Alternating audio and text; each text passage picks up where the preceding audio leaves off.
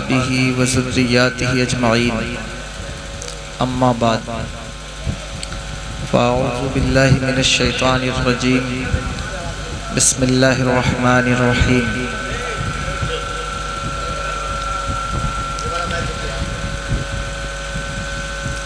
يا أيها الناس اتقوا ربكم الذي خلقكم من نفس واحدة وخلق منها زوجها وبث منهما رجالا كثيرا ونساء واتقوا الله الذي تساءلون به والأرحام إن الله كان عليكم رقيبا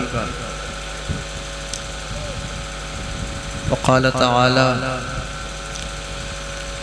قد جاءكم من الله نور وكتاب مبين صدق الله وصدق رسوله النبي الأمين الكريم ونحن على ذلك من الشاهدين والشاكرين والحمد لله رب العالمين وقال الله تبارك وتعالى في شان حبيبه الكريم إن الله وملائكته يصلون على النبي يا أيها الذين آمنوا صلوا عليه وسلموا تسليما الصلاة والسلام عليك يا رسول الله الصلاة والسلام عليك يا نبي الله الصلاة والسلام عليك يا حبيب الله وعلى آلك وأصحابك يا نور الله صلى الله تعالى عليك وسلم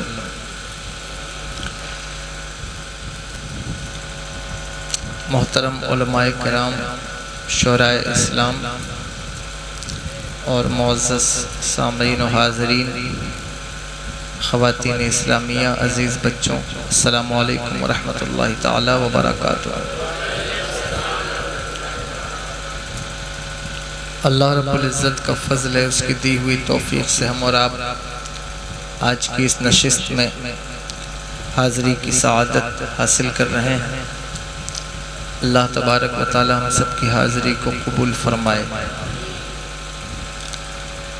ثنا خان رسول جناب نوشاد عالم صاحب قبلہ کی دعوت پر آج کی اس محفل میں اللہ کے فضل و کرم سے شرکت کا موقع ملا ہے، اور اس اللہ کا احسان ہے کہ جس نے ہمیں اور آپ کو آمنے سامنے باہم کچھ سننے سنانے کے لیے بیٹھا دیا ہے۔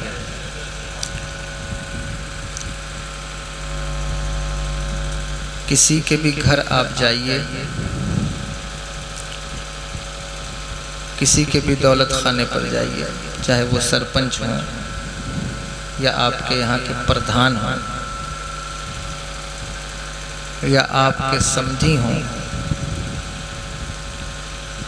تو انسان اپنے گھر میں کتنا ہی گنوار ہو،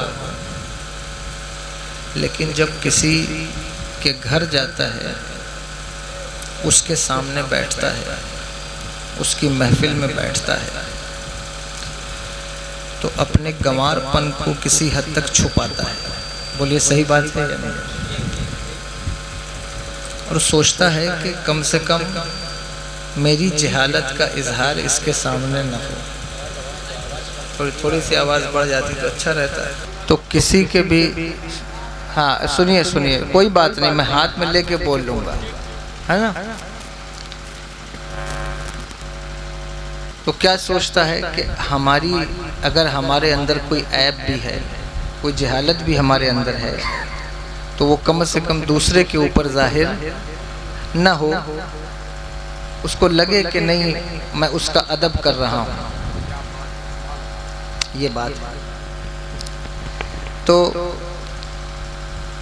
آپ جہاں آئے ہیں، جس محفل میں آئے ہیں، ظاہر ہے کسی پردھان کی محفل میں تو نہیں آئے، کسی چودھری کے یہاں بھی نہیں آئے۔ آپ کے آنے کا مقصد کیا ہے؟ کہ حضور کی محفل میں آئے۔ تو ایسا نہیں ہے کہ میں آپ کو کوئی گنوار کہہ رہا ہوں، معاذ اللہ، میں یہ سمجھانے کے لیے یہ بات کہہ رہا ہوں کہ ہمیں اس چیز کا خیال کرنا چاہیے کہ ہم کس محفل میں بیٹھے ہیں، کہاں بیٹھے ہیں، اور ہمارا طرز ادب کیا ہونا چاہیے۔ بھئی کوئی پولیٹیکل محفل تو ہے نہیں آپ کی کہ کوئی پردھان جی آئے ہیں، نیتا جی کوئی بھاشن کریں گے چلے جائیں گے، یہاں تو آپ کے اور ہمارے نبی کی محفل ہے، جتنے ادب سے آپ بیٹھیں گے اتنا ہی زیادہ آپ کو اس کا فیضان ملے گا، اور جتنی بے ادبی کریں گے چاہے آپ عمر میں کتنے ہی بڑے ہوں، میری بات سمجھ رہے ہیں نہیں سمجھ رہے؟ عمر میں آپ کتنے ہی بڑے ہوں، آپ کی داڑھی سفید ہو گئی، چچا جو بیٹھے ہیں برا مت مانیے، میری بات سنیے گا، داڑھی سفید ہو جائے، داڑھی سفید ہونے سے کوئی عزت کے قابل نہیں ہوتا۔ اگر داڑھی سفید ہونے سے عزت کے قابل ہوتا انسان تو آسارام کی داڑھی بھی سفید تھی، توجہ ہے کہ نہیں؟ سن رہے ہیں بات کو یا نہیں؟ عزت اس کی ہوتی ہے جو نبی کی عزت کرتا ہے، جو محفل نبی کی عزت نہ کرے اس کو کوئی عزت نہیں۔ آج ہر بندے کو یہ ٹینشن ہے کہ ہماری عزت نہیں ہے، عزت ہونی، بولی یہ ایکسپیکٹیشن ہے کہ نہیں؟ باپ کو لگتا ہے کہ بیٹا ہماری عزت نہیں کرتا، ماں کو لگتا ہے بیٹی ہماری عزت نہیں، اچھا شوہر کو سب سے زیادہ لگتا ہے کہ بیوی ہماری عزت نہیں کرتی۔ یہ تو عام بات ہے، باپ کو لگے یا نہ لگے، لیکن شوہر کو ضرور لگتا ہے کہ بیوی ہماری عزت نہیں کرتی۔ تو جس کو بھی یہ ایکسپیکٹیشن ہے، جس کو یہ خواہش ہے کہ اس کی عزت ہو، اس کو عزت ملے، اس کو چاہیے کہ وہ نبی کی بارگاہ کی عزت کرے، نبی کی محافل کی عزت کرے۔ جیسے ہمارے بچے بیٹھے ہیں، چھوٹے بچے، آج یہ جب آپ جلسوں میں جائیے کسی بھی، تو آپ دیکھیں گے کہ بچوں کا، نوجوانوں کا ایک الگ ہی ان کا سسٹم ہے محفل میں بیٹھنے کا۔ اچھا بتائیے یہ طریقہ ان کو کس نے سکھایا؟ اکثر محفلوں میں آپ دیکھیں گے کہ علماء ان کو ڈانٹتے ہیں کہ آپ بغیر ٹوپی کے کیوں بیٹھے ہو، پان کھا کے کیوں بیٹھے ہو، ڈانٹتے ہیں نہیں ڈانٹتے؟ لیکن ان کو یہ طریقہ سکھایا کس نے ہے؟ بچے وہی کام کرتے ہیں جو اپنے بڑوں کو کرتا ہوا دیکھتے ہیں۔ جب آپ محفل کا ادب نہیں کریں آپ کے بچے بھی محفل کا ادب نہیں کریں گے۔ آج آپ محفل میں چلائیں، چیخیں، کسی کی بات برداشت نہ کریں، کل یہ بچے اسی محفل کے اندر ایک دوسرے کا گریبان پکڑنے لگیں گے۔ اور آج اگر آپ کو دیکھیں کہ آپ مؤدب ہیں، باسلیقہ ہیں، حضور کی محفل کا ادب کرتے ہیں، تو یہ اس طرح ادب کریں گے۔ ان محفلوں میں ادب سکھایا جاتا ہے۔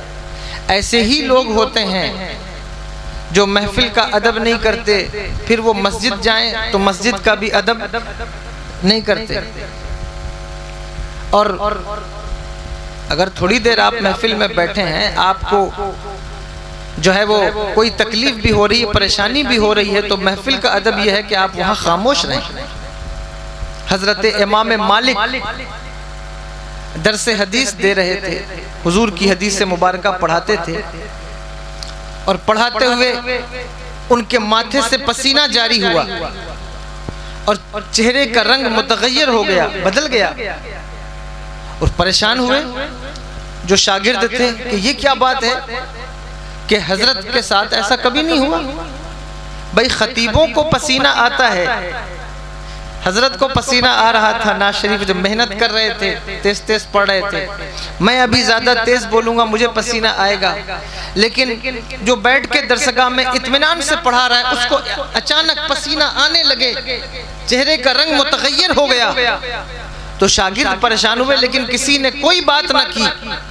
جب درس حدیث ختم ہوا تو حضرت امام مالک اٹھے اور اٹھ کر اندر تشریف لے گئے اور اپنے شاگردوں سے کہا یہ میرا کرتا ہٹاؤ۔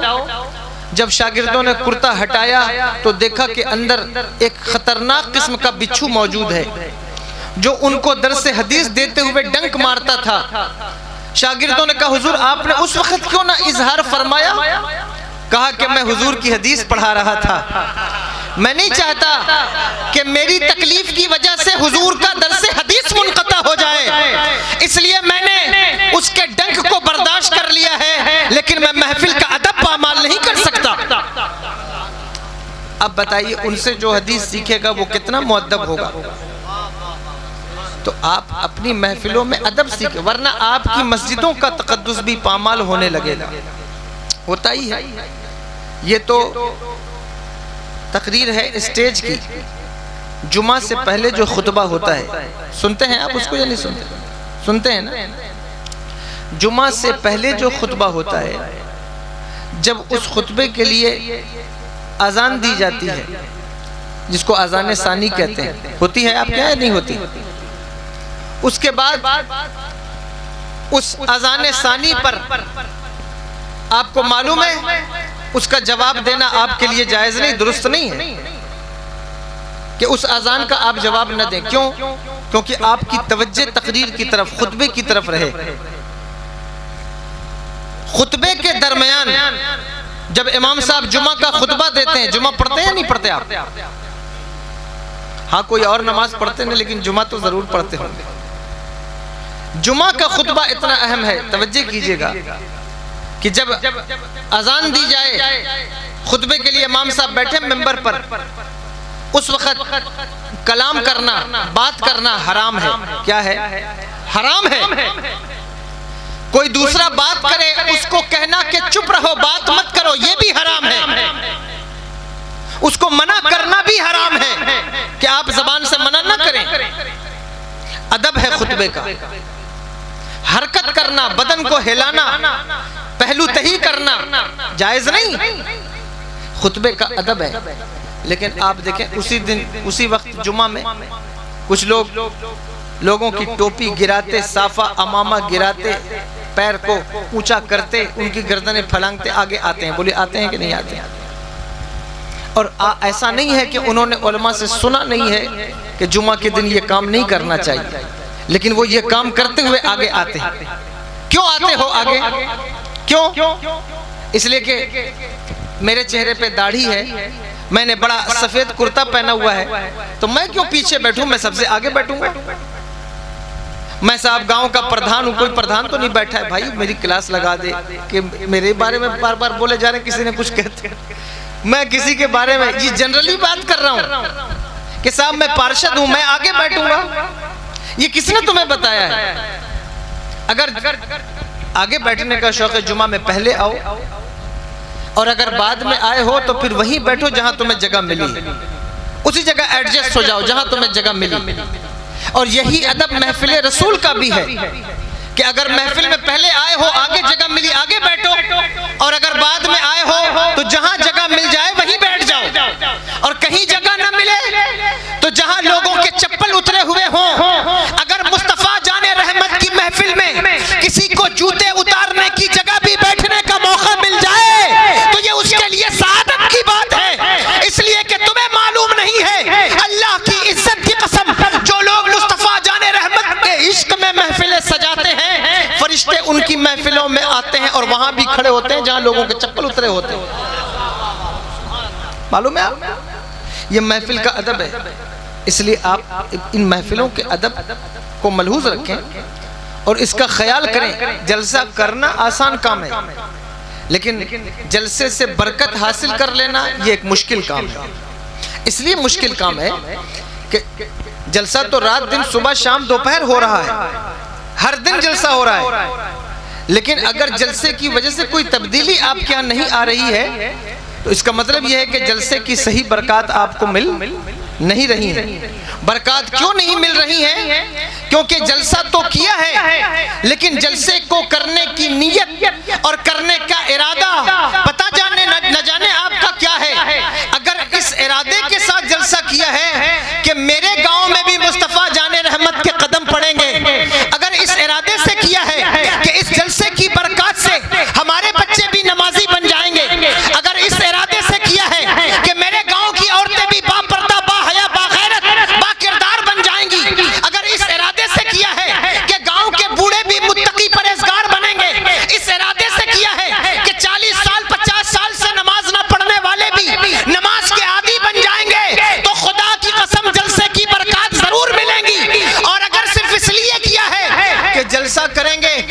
صاحب کو بلائیں گے، فلاں صاحب کو بلائیں گے، نعت سنیں گے، نعرہ لگائیں گے، پان کھائیں گے، اور جیسے ہی جلسہ ختم ہوگا اٹھ کر گھر چلے جائیں گے، تو پھر آپ کو جلسے کی صحیح برکات نہیں مل سکتی۔ اس لیے جب بھی جلسہ منعقد کرو یہ سوچ کر منعقد کرو کہ ہمیں اپنے گاؤں کا ماحول بدلنا ہے، ہمیں اپنے شہر کا، اپنے قریے کا میں ایک انقلاب پیدا کرنا ہے۔ اس لیے کہ جلسوں سے صرف لطف نہیں حاصل کیا جاتا، جلسوں سے انقلاب پیدا ہوتا ہے، جلسوں سے برکتیں نازل ہوتی ہیں۔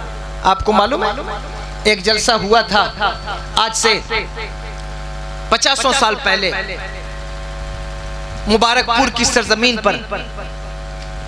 اس جلسے کے اندر حضور محدث اعظم ہند تشریف فرما تھے، اس جلسے کے اندر حضور حافظ ملت تشریف فرما تھے، اس جلسے کے اندر علامہ مشتاق احمد نظامی تشریف فرما تھے، اس جلسے کے اندر حضور مفتی اعظم ہند تشریف فرما تھے۔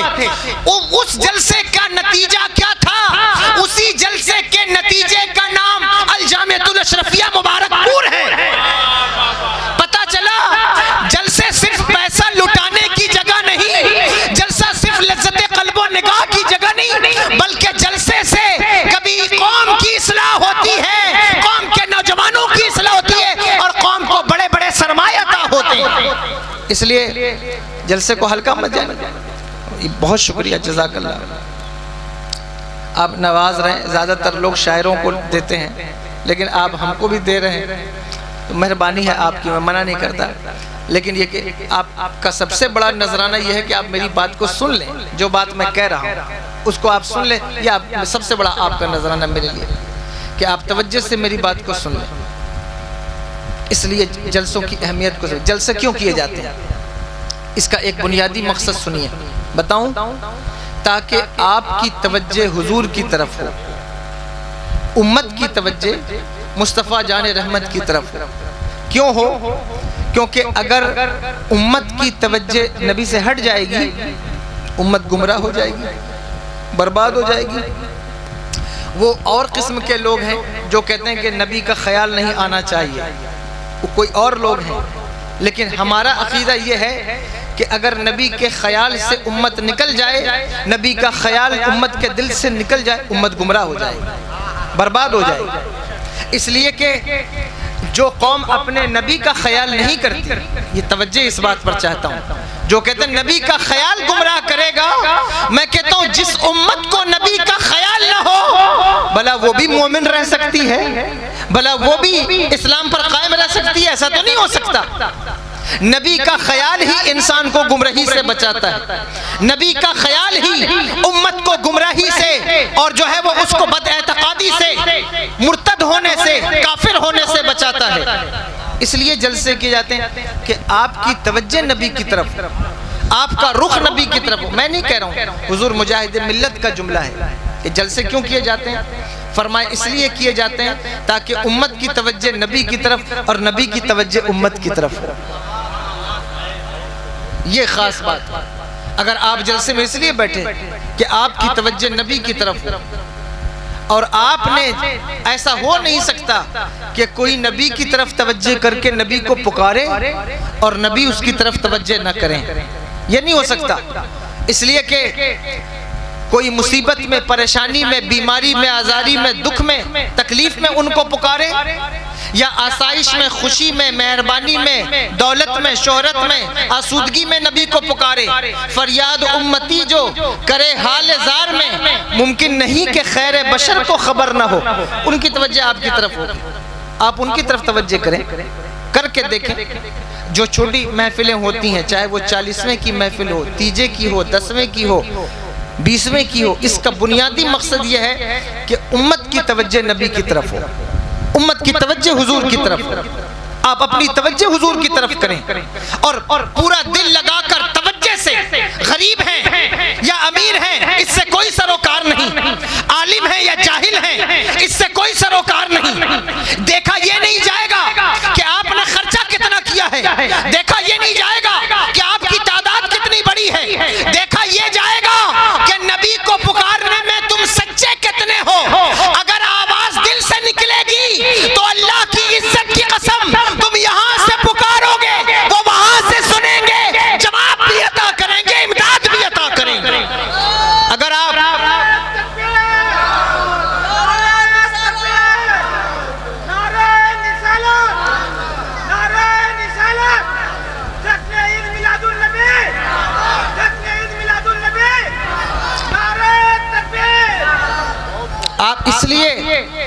یہ نہ کریں جلسے میں کہ صاحب جلسہ میں نے کیا ہے یوٹیوب والوں کے لیے کہ صاحب یوٹیوب پر آئے گا، جلسہ اس لیے کیا ہے کہ میں صاحب سید صاحب کو، شاہد صاحب کو، نقیب صاحب کو سب کو بلاؤں گا تو بڑا میرے گاؤں کا نام ہوگا۔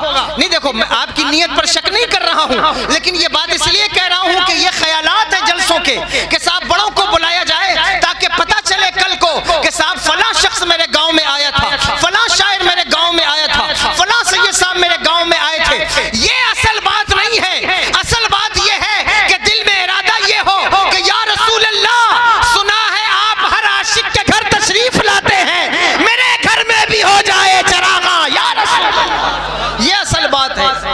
اگر یہ بات ہے تو آپ کو مبارک ہو کہ وہ آپ کا جلسہ کرنا کامیاب، لیکن اس کے لیے آپ کو اپنی توجہ رکھنی ہوگی، اس کے لیے آپ کو مخلص ہو کر، باوضو ہو کر بیٹھنا ہوگا، اس کے لیے آپ کو دیکھنا ہوگا کہ مجلس میں بیٹھنے کے آداب کیا ہیں، اس کا طریقہ۔ حضرت عبداللہ ابن مسعود رضی اللہ تعالیٰ عنہ، توجہ ہے، سن رہے ہیں بات کو یا نہیں سن رہے؟ وہ ادھر والے، وہ میرے طرف تو لائٹ آ رہی ہے تو میں دیکھ نہیں پا رہا ہوں ان کو۔ سن رہے ہیں آپ یا نہیں سن رہے ہیں؟ حضور کے صحابی ہیں حضرت عبداللہ ابن مسعود رضی اللہ عنہ، بہت بڑے صحابی ہیں، اور امت کے جو ہے وہ فقہا میں ان کا شمار ہے نا کہ حضرت عبداللہ ابن مسعود رضی اللہ تعالیٰ عنہ کی جو فقاہت ہے، اللہ نے انہیں جو علم عطا فرمایا ہے، اور حضور سرور دو عالم صلی اللہ تعالیٰ علیہ وسلم کی احادیث مبارکہ سے اللہ تبارک و تعالیٰ نے ان کو جو نور عطا فرمایا ہے، وہ اپنے گھر سے نکلے اور نکل کر مسجد نبوی آنا چاہتے ہیں، اور جس وقت وہ گلی میں پہنچے تو انہوں نے سنا کہ میرے آقا نے ارشاد فرمایا کہ جو جہاں ہے وہیں بیٹھ جائے۔ حضور خطبہ دے رہے ہیں اور حضور نے ارشاد فرمایا جو جہاں ہے وہیں بیٹھ جائے۔ حالانکہ میرے آقا کے کہنے کا مقصد یہ نہیں تھا کہ جو اپنے گھر میں ہے وہ گھر میں بیٹھ جائے، کہنے کا مقصد یہ نہیں تھا جو گلی میں ہے وہ گلی میں بیٹھ جائے، بلکہ حضور کے کہنے کا مقصد یہ ہے کہ جو مسجد میں میرے سامنے کھڑا ہے، پیچھے جگہ نہیں ہے، جہاں جگہ ملے وہاں بیٹھ جائے۔ انہوں نے گلی سے سنا کہ حضور فرماتے ہیں جو جہاں ہے وہیں بیٹھ جائے، وہ اسی گلی میں بیٹھ گئے، وہ وہیں بیٹھ گئے۔ ان سے آتے جاتے لوگ کہتے عبداللہ ابن مسعود آپ یہاں کیوں بیٹھے؟ وہ کہتے کہ حضور نے ارشاد فرمایا جو جہاں ہے وہیں بیٹھ جائے، اس لیے میں یہاں بیٹھ گیا ہوں۔ یہ صحابہ کا ادب تھا۔ تو آپ اگر چاہتے ہیں کہ وہ برکات آپ کو ملے، آپ ان محفلوں کا ادب کیجیے اور ان محفلوں کا ادب سیکھیے کہ ہمیں کیسے ان محفلوں میں آنا۔ آج سے آپ 10 سال پیچھے اگر دیکھیں، 20 سال پیچھے، تو آپ سمجھیں گے کہ محفلوں کا جو طریقہ آپ نے رائج کیا ہے یہ پہلے نہیں تھا۔ پہلے کسی کے یہاں محفل میلاد ہوتا تو وہ اپنے گھر کو صاف کرتا، بولیے غلط کہہ رہا ہوں یا صحیح کہہ رہا ہوں؟ وہ اپنے گھر کو لیپتا، اس پہ چونا کرتا، پھر اس کے بعد وہ جو ہے صاف جازم بچھاتا، اس کے بعد جو ہے وہ گاؤں کے امام صاحب سے کہتا کہ حضرت آئیے اور میرے یہاں میلاد شریف پڑھیے، تو امام صاحب آ کر کے بیٹھتے باوضو ہو کر، اور جو صاحب خانہ ہے وہ بھی باوضو ہو کر کے بیٹھتا، اور اس کو کچھ سمجھ میں آئے یا نہ آئے میں نہیں جانتا، لیکن میں اتنا ضرور جانتا ہوں کہ اللہ تبارک و تعالیٰ نے اس محفل میلاد کی اس کو جو برکات عطا کی تھی وہ سکون کی شکل میں، اطمینان کی شکل میں، قناعت کی شکل میں، آسودگی کی شکل میں عطا کی تھی۔ اگر آج بھی یہ طریقہ کار قوم مسلم کا بن جائے تو آسودگی تمہیں بھی ملے گی، اطمینان تمہیں بھی ملے گا، خوشی تمہیں بھی ملے گی۔ یہ جو ڈپریشن کے شکار ہو رہے ہو، بے اطمینانی کے شکار ہو رہے ہو، بے چینی کے شکار ہو رہے ہو، ان ساری چیزوں کی دوا محفل میلاد مصطفیٰ میں موجود ہے۔ اگر آپ چاہتے ہیں آپ کو اطمینان ملے، سکون ملے، تو حضور کی محفل سجائیے، اللہ آپ کو اس میں اطمینان عطا فرمائے، سکون عطا فرمائے۔ خیر، بات میری لمبی ہو رہی ہے اور میں کہیں سے کہیں جا رہا ہوں۔ مجھے کہا گیا تھا، آدھے گھنٹے ہو گئے مجھے اس سے زائد گفتگو کرتے، مجھ سے کہا گیا تھا کہ آپ شوہر اور بیوی کے عنوان سے کوئی بات، چونکہ یہ شاید نکاح کی محفل کی تقریبات میں سے کوئی محفل ہے، اور کچھ اصلاح معاشرہ کر دیں، تو میں اسی کی طرف چند باتیں آپ سے عرض کر دیتا ہوں. اجازت ہے آپ کی میں عرض کروں؟ میں نے قرآن کی آیت پڑھی ہے، یا ایھا الناس، اے لوگوں. یہ قرآن کو سمجھنے کے لیے ضروری ہے کہ آپ کسی عالم سے اس کو کبھی بیٹھ کر کے سمجھنے کی کوشش کریں. یہ آپ کے لیے نازل ہوا ہے. قرآن اسی لیے آیا ہے تاکہ آپ اسے سمجھیں. یا ایھا الناس، اس کو لغت کی زبان میں بلاغیوں کے ہاں وجوہ الخطاب کہتے ہیں. دیکھنا یہ ہوتا ہے کہ جب ہم کسی سے گفتگو کرتے ہیں تو پتہ ہونا چاہیے کہ ہمارے جو سامعین ہیں، جو ہمارا جو مخاطب ہے وہ کون ہے، مخاطب کون ہے. جیسے باپ اپنے بیٹوں سے کہے اے میرے بیٹوں، تو اس سے پتہ چلے گا کہ جو بات کہنے جا رہا ہے وہ بیٹوں کے فائدے کی بات ہے. سمجھے؟ غیروں کا اس میں کوئی فائدہ نہیں ہے. اس لیے بیٹوں سے کہا اے میرے بیٹوں. استاد اگر شاگرد سے کہے اے میرے شاگردوں، اے میرے تلامذہ، تو اس سے پتہ چلے گا کہ یہ جو دائرہ ہے یہ تلامذہ تک ہے، اس کے اسٹوڈنٹ تک ہے، باہر کے لوگوں کو سننے کے لیے نہیں کہہ رہا ہے. پیر اپنے مرید سے کہے اے میرے مریدوں، تو مرید مخاطب ہوں گے، کوئی اور مخاطب نہیں ہوگا. تو قرآن بھی اس طرح کہیں کہتا ہے یا ایھا المؤمنون، کہیں کہتا ہے یا ایھا الذین آمنوا، اے ایمان والوں، کہیں کہتا ہے یا ایھا المسلمون، اے مسلمانوں. لیکن یہاں قرآن کہہ رہا ہے یا ایھا الناس، اے لوگوں. اس کا مطلب کیا ہے؟ اس کا مطلب یہ ہے کہ جو بات آگے کہنے والا ہے اس میں صرف مسلمانوں کا فائدہ نہیں ہے، اس میں سب کا فائدہ ہے. یعنی یہ ایسی بات ہے جو سب کو مخاطب کر کے کہی جا رہی ہے. توجہ ہے یا نہیں؟ قرآن کیا کہتا ہے یا ایھا الناس اتقوا ربکم الذی خلقکم، اس رب سے ڈرو جس نے تمہیں پیدا کیا ہے، تمہاری تخلیق کی ہے. یہ نکاح میں خطبہ پڑھا جاتا ہے. اللہ کہہ رہا ہے اس رب سے ڈرو جس نے تمہاری تخلیق کی ہے، تمہیں پیدا کیا ہے. مطلب کیا ہے؟ مطلب یہ ہے کہ اس نے تمہیں پیدا کیا ہے. وہ چاہتا تو تمہیں کچھ بھی پیدا کر سکتا تھا، جانور بنا سکتا تھا. بولو بنا سکتا تھا یا نہیں بنا سکتا؟ لیکن اس نے تمہیں جانور نہیں بنایا. اس نے تمہیں جو ہے وہ کوئی کیڑا مکوڑا نہیں بنایا. اس نے تمہیں کیا بنایا ہے؟ انسان بنایا ہے. بولو یہ اس کا کرم ہے یا نہیں؟ اس نے تمہیں انسان بنایا ہے. اور انسان بھی بنایا تھا تو مسلمانوں اپنی قسمت پر ناز کرو، وہ تمہیں کچھ بھی بنا سکتا تھا. یہودیوں کے گھر پیدا کر دیتا، عیسائیوں کے گھر پیدا کر دیتا، تو اللہ اکبر کبیرہ سور کا گوشت کھاتے صبح شام گزر جاتی. لیکن اس نے تمہیں مسلمان بنایا ہے، اور مسلمان بنا کر کے بھی اگر وہ چاہتا تو تمہیں کسی اور فرقے میں ڈالتا. لیکن اس نے تمہیں اہل سنت والجماعت میں پیدا کیا ہے، مسلک اعلیٰ حضرت عطا فرمایا ہے. یہ کتنا بڑا احسان ہے اس کا، کتنا بڑا احسان ہے. بتاؤ پچھلوں سے انسان وہی سمجھدار ہے جو پچھلوں سے عبرت لے، پچھلوں سے سیکھے. پچھلوں سے جو نہیں سیکھتا وہ برباد ہو جاتا ہے. حضرت علامہ رومی نے ایک حکایت نقل کی ہے کہ شیر جو ہوتا ہے نا، شیر یہ پہلے اکیلے شکار نہیں کرتا تھا، بلکہ یہ اس کے ساتھ ایک لومڑی ہوتی تھی اور ایک بھیڑیا. سن رہے ہیں آپ یا نہیں سن رہے ہیں؟ بھیڑیا اور لومڑی ان دونوں کے ساتھ یہ مل کے شکار کرتا تھا. وجہ یہ کہ بھیڑیا جو ہے وہ اس کی مدد کرتا تھا، جھپٹتا تھا، گھیرتا تھا شکار کو، اور لومڑی جو تھی وہ شکار کا پتہ لگاتی تھی کہ شکار ہے کہاں، اور آ کر کے شیر کو بتاتی. تو لومڑی اس کی سراغ لگانے والی اور بھیڑیا اس کی مدد کرنے والا، اور شیر جو ہے وہ شکار کرتا تھا. ایک دن اس نے 3 جانور شکار کیے. کتنے؟ 3 جانور شکار کیے. کیا کیا؟ یہ بات عبرت کی چل رہی ہے کہ پچھلوں سے عبرت لینا چاہیے. اس نے 3 جانور شکار کیے. ایک گدھا، ایک کوئی ہرن یا کوئی جانور اس نے شکار کیا، اور ایک خرگوش کا شکار کیا.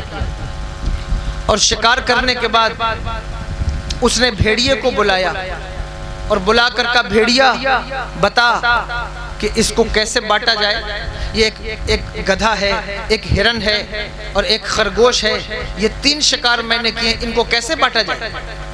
اس نے کہا کہ حضور اس میں پوچھنے والی کیا بات ہے، یہ جو گدھا ہے یہ آپ کا، اسے آپ کھا لیں، یہ جو ہرن ہے اسے میں کھا لیتا ہوں، یہ جو خرگوش ہے اسے لومڑی کو دے دیجئے، کام ختم ہو گیا۔ شیر کو بڑا غصہ آیا، اس نے کہا شکار میں نے کیا اور یہ حصہ لگانے آ گیا اور برابر سے حصہ لگا رہا ہے، تو اس نے اسے مارا اور کہا آج کے بعد میرے ساتھ شکار نہیں کرنا، آج کے بعد اپنا چہرہ مجھے نہیں دکھانا، اس کو بھگا دیا۔ اس نے لومڑی سے پوچھا، کہا لومڑی تو بتا اسے کیسے بانٹا جائے، اس کی تقسیم کیسے کی جائے؟ اس نے کہا حضور اس میں پوچھنے والی کیا بات ہے، یہ جو خرگوش ہے یہ آپ کا ناشتہ ہے، یہ جو گدھا ہے یہ آپ کے دوپہر کا کھانا ہے، اور یہ جو ہرن ہے یہ آپ کے رات کا کھانا ہے۔ تو شیر کو بڑی خوشی ہوئی، اس نے کہا واہ، اس نے میرا اتنا خیال کیا کہ تینوں جانور میرے ہی لیے وقف کر دیے۔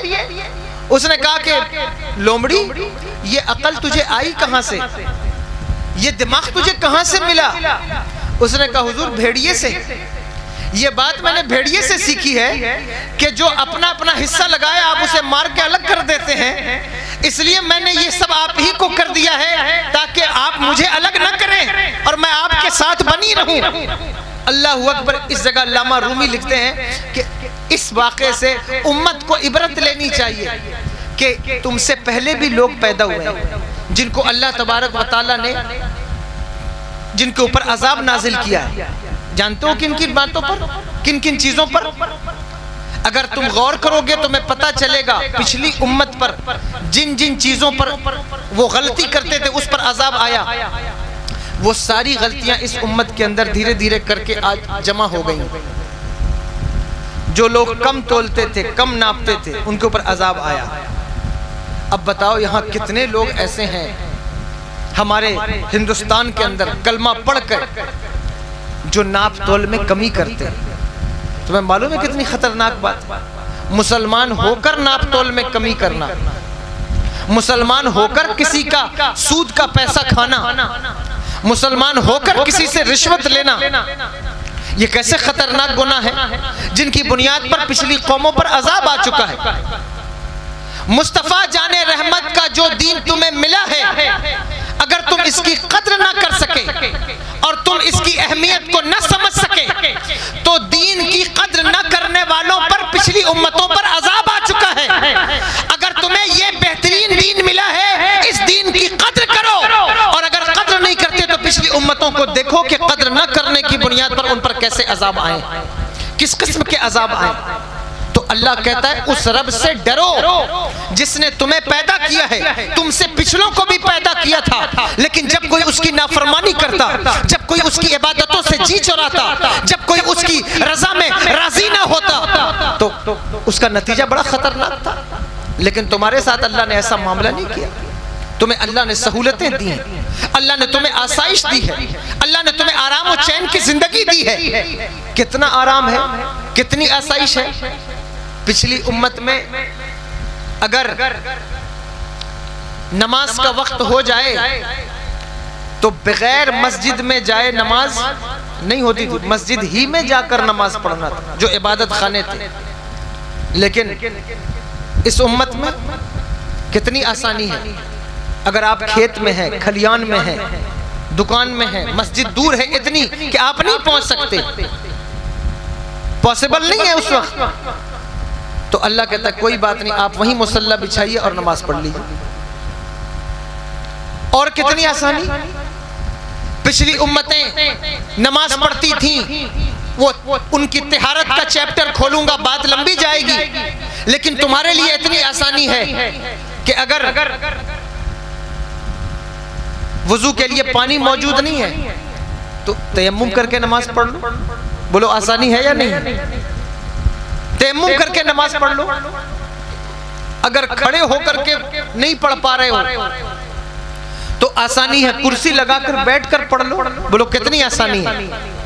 اگر کرسی پر بیٹھ کر بھی نہیں پڑھ پاتے، آج کل تو کچھ لوگ بلا وجہ کرسی لگا کر نماز پڑھتے ہیں، جس کو تھوڑا کھڑے ہو سکتا ہے آدمی، لیکن اس نے دیکھ لیا ہے کچھ لوگ بغیر کرسی لگا کر پڑھتے ہیں تو اپنی کرسی مسجد میں خود ہی لا کر کے رکھے۔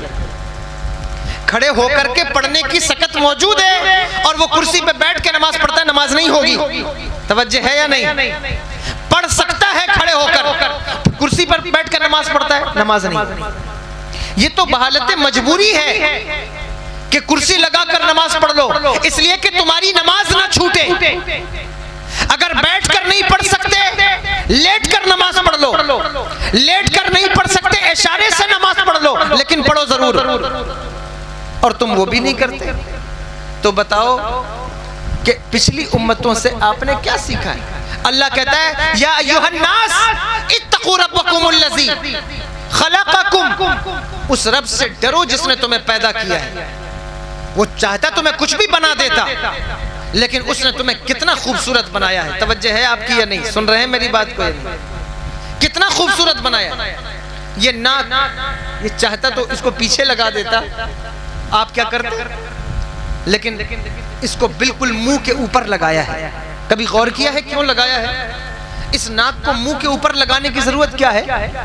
اس کی ضرورت یہ ہے کہ اللہ کہتا ہے اے میرے بندوں، ہم نے تمہیں انسان بنایا ہے، ہم چاہتے ہیں کہ جب تم منہ سے کھانا کھاؤ تو جو کھانا تم کھا رہے ہو پہلے اس کی خوشبو سونگھ لو کہ کہیں وہ کھانا سڑا گلا تو نہیں، کہیں وہ خراب تو نہیں ہے۔ یعنی تم میری قدرت کا شاہکار ہو، میں نہیں چاہتا کہ تمہاری پیٹ میں کوئی غلاظت جائے، میں نہیں چاہتا تمہاری پیٹ میں کوئی ایسی ویسی چیز جائے، اس لیے جو کھانا اسے سونگھ کر کھانا کہ کہیں کوئی تم بدبودار غذا نہ کھا لو۔ لیکن انسان بتاؤ، اگر تم کھانے پر آئے اور تم نے حرام کا مال بھی کھا لیا ہے، تم نے غریبوں یتیموں مسکینوں کا، مسجدوں کا، مدرسوں کا مال بھی کھا لیا ہے، تو بتاؤ کہ پھر تم کس حد تک آگے بڑھ گئے ہو، تم کہاں تک آگے پہنچ گئے؟ اللہ نے تمہیں انسان بنایا اور بنا کر تمہارے لیے ایسا سسٹم لگایا کہ تمہیں کسی بات کی تکلیف نہ ہو، تمہیں کسی بات کی پریشانی نہ ہو۔ تمہاری عزت نفس کا کتنا خیال کیا؟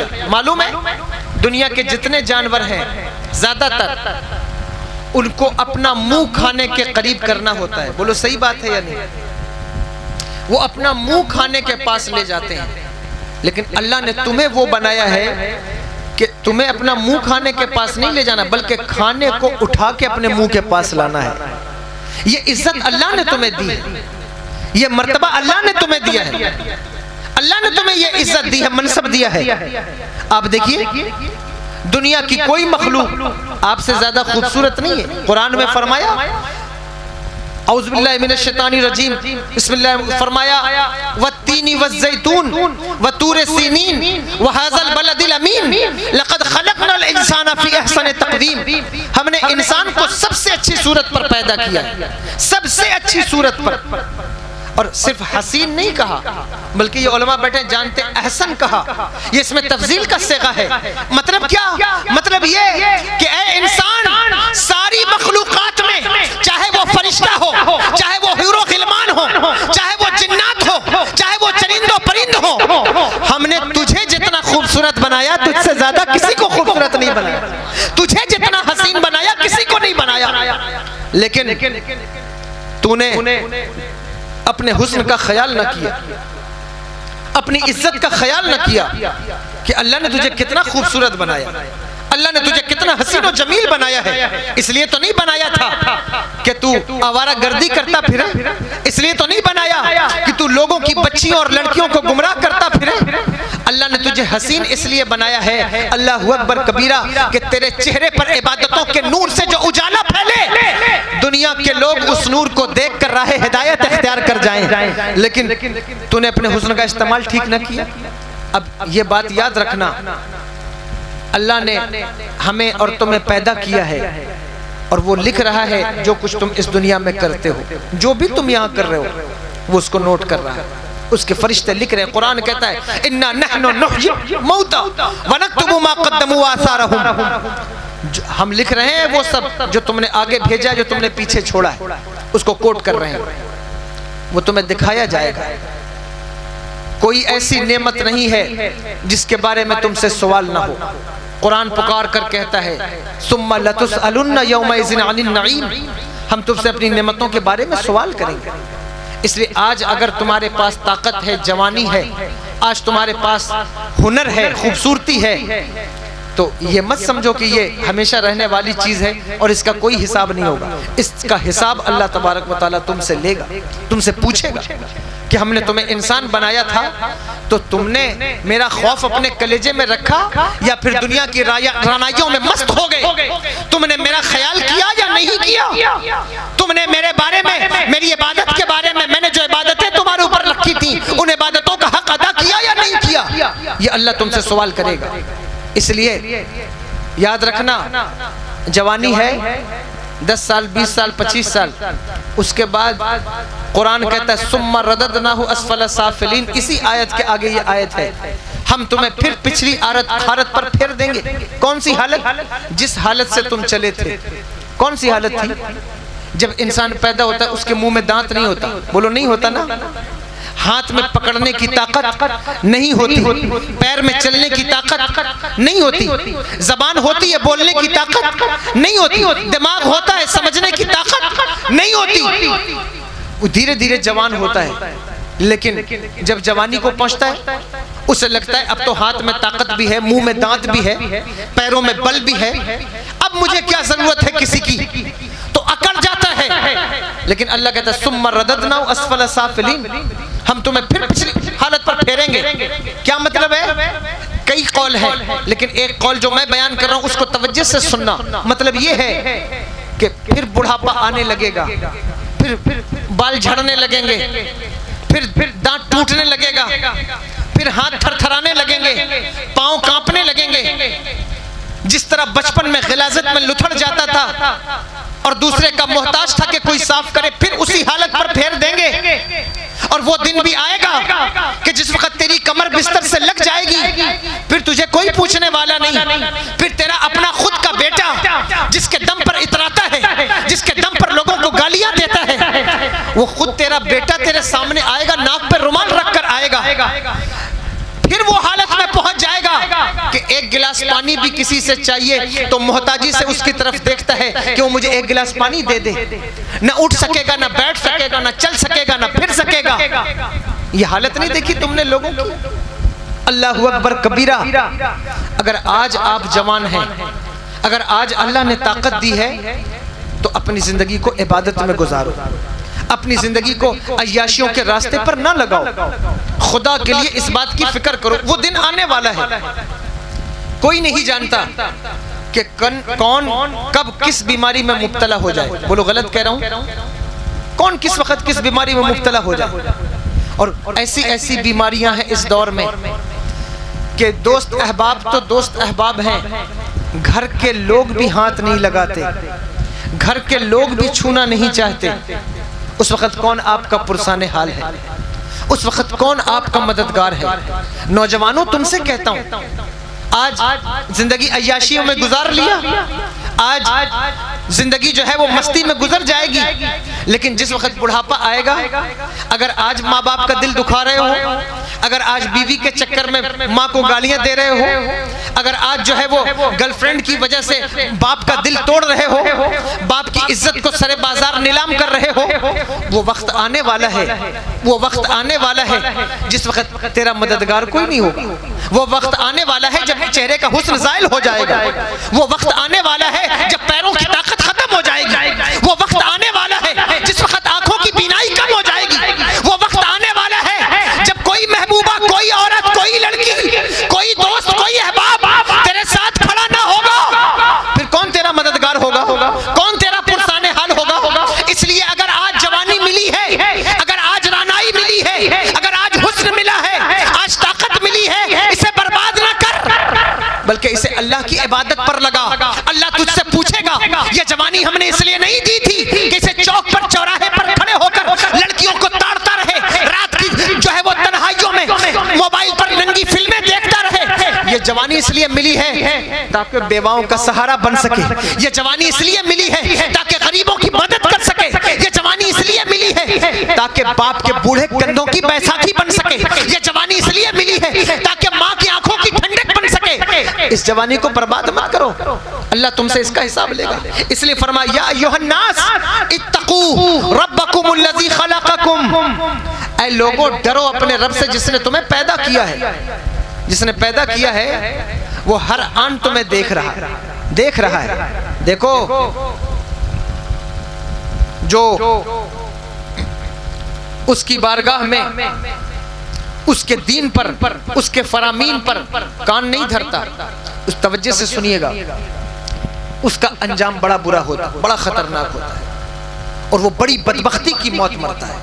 مجھے موضوع یہ بھی دیا گیا ہے کہ شادی پر بھی کچھ بات کیجیے گا، لیکن اصلاح معاشرہ کہا گیا، اس لیے میں یہ بات آپ سے کر رہا ہوں، اور مجھے لگتا ہے آپ توجہ سے سن بھی رہے ہیں یا نہیں سن رہے ہیں۔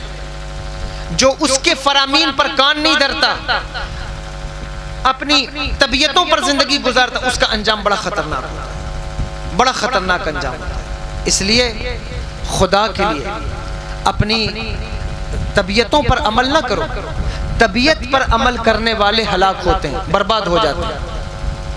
اور جو یہ سمجھتا ہے کہ ہم اپنی طبیعت کے مالک خود نہیں ہیں بلکہ اللہ نے ہمیں پیدا کیا ہے، وہ ہمارا مالک ہے، وہ چاہے گا تو میں یہ کام کروں گا، وہ نہیں چاہے گا تو میں یہ کام نہیں کروں گا۔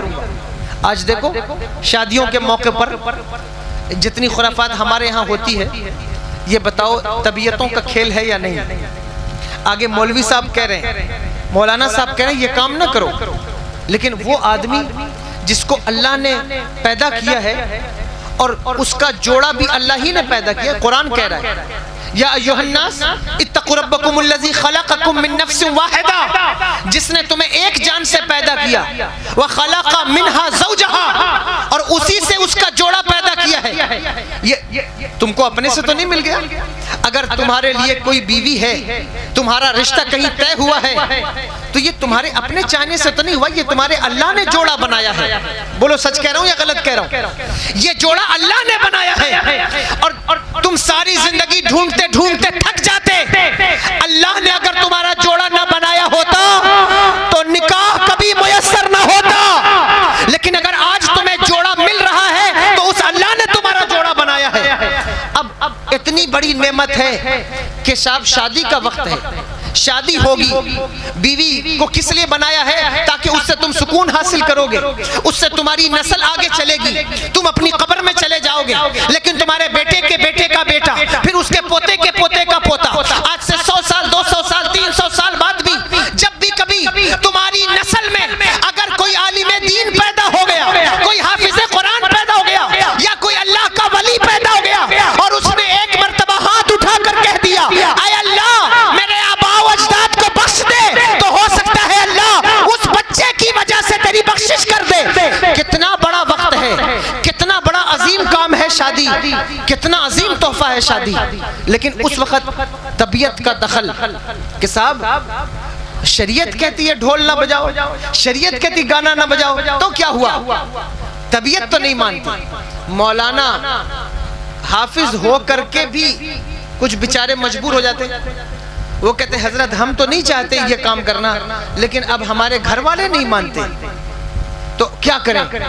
میں جانتا ہوں ایسے لوگوں کو، اللہ کرم فرمائے، ایسی رسومات ہیں، توجہ ہے آپ کی یا نہیں؟ ایسی رسومات ہیں کہ آپ کرتے جائیے۔ بچے ہیں وہ کہتے ہیں حضرت ہم مدرسے میں پڑھے ہیں، ہم نہیں چاہتے کوئی بیہودہ رسم ہمارے یہاں ہو، لیکن پھوپھی نہیں مانتی ہیں، صاحب خالہ نہیں مانتی، اب کیا کریں؟ پھوپھا ناراض ہو گئے، ایسی رسم ہے کہ اب کیا کہا جائے؟ نہلانے والا انسان الگ ہے، جوتا پہنانے والا انسان الگ ہے، صافہ کون باندھے گا؟ صافہ پھوپھا باندھیں گے، جیجا باندھیں گے، بہنوئی باندھیں گے، اور بہنوئی کبھی زندگی پر جن کو جو ہے وہ صافہ جنہوں نے نہ باندھا ہو وہ صافہ کس طرح باندھیں گے؟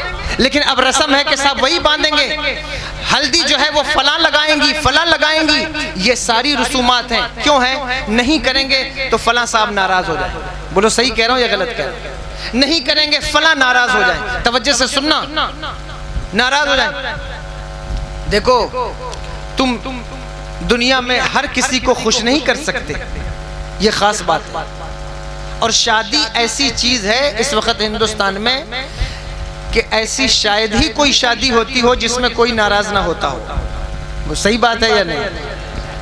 ایسی شاید ہی کوئی شادی ہو جس میں کوئی ناراض نہ ہوتا, ورنہ ہر شادی میں کوئی نہ کوئی ناراض. صاحب کیا ہوا؟ سب خوش ہیں, کوئی ناراض نہیں ہوا. تو پھوپھا ناراض ہو گئے. کہا پھوپھا کیا ہوا؟ کہا ارے گاڑی میں سب کو آگے بٹھایا, ہم کو پیچھے بٹھا دیا. تو پھوپھا ناراض ہو گئے. اب آپ میں سمجھتا تھا کہ آپ تھوڑا آپ کی حساب کی بات کرو تاکہ آپ کو سمجھ میں آئے. کوئی ناراض نہیں ہوا تو پتا چلا خالو کا منہ پھول گیا. خالو کیا ہو گیا؟ کہا سب کو مالا پہنایا, ہم کو کسی نے مالا نہیں پہنایا. تو خالو اس بات پر ناراض ہو گئے.